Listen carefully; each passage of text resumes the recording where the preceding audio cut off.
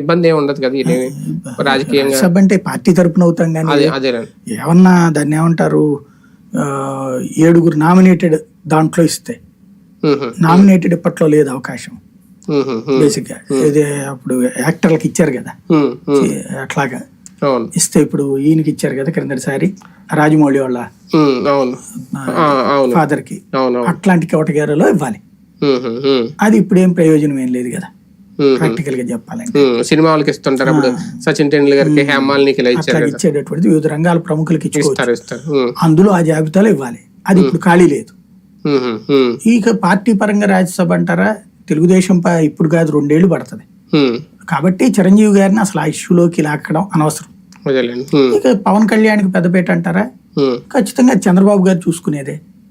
అట్లాగే సమన్వయం అనేది ఆయన చూసుకునేది భారతీయ జనతా పార్టీ. ఇంకా ప్రత్యేకించి కొత్తగా ఇక కిరీటం ఏమి ఉండదు. మంత్రివర్గంలో చేరిన తర్వాత ఆయన చేసుకునేటటువంటి సమన్వయం, పార్టీని డెవలప్ చేసుకోవడం, ఇటు వేళ సెట్ చేసుకోవడం అనేది ఒక రకంగా దీర్ఘకాలిక వ్యూహంలో బీజేపీకి ఇది ఒక పార్టీనా? ఎందుకంటే ఇక స్టాండర్డ్ గా టీడీపీ, జనసేన ఎన్డీఏలో ఫిక్స్డ్ గా ఉంటాయి, కూటమి సభ్యులుగా కంటిన్యూ అవుతారు అనడానికి ఏమన్నా ఉందా? వాళ్ళ వ్యూహం ఏమన్నా మారుతుందా? అది ఇప్పుడే మనం ఎందుకు శుభం పలకరాని ప్రస్తుతాన్ని వాళ్ళ పని వాళ్ళని చేసుకునేద్దాం, అట్లా సాగాలని కోరుకుందాం. దాన్ని అట్లా ఎంతవరకు ఏంటి అనేటువంటిది వాళ్ళ ముగ్గురు మధ్యన సమన్వయం. అంటే ఇండివిజువల్ గా వాళ్ళ బలోపేతానికి ఏమన్నా వ్యూహం ఉంటుందా? నేను అడిగేది ఎవరు కాళ్ళు చేసుకుంటారు బలోపేతం, అంతేగాని చెడగొట్టుకోరు కదా. ఇప్పుడు వచ్చింది రేపు పొద్దున్న జనసేన మళ్ళీ పవర్ లోకి తను సీఎం కావాలనే కోరిక ఇవన్నీ ఉంటాయి. అయితే 10 ఏళ్ళు అన్నారు కాబట్టి పెద్ద ఇష్యూస్ ఏముండవు.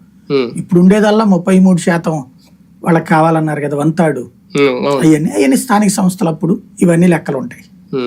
రైట్, చూద్దాం. మొత్తానికి సజావుగా పరిపాలన సాగే అవకాశాలు, అలాగే ఇస్తున్న సంక్షేమాలు, ఆయన పెట్టిన సంతకాలు, చంద్రబాబు నాయుడు గారు పెట్టిన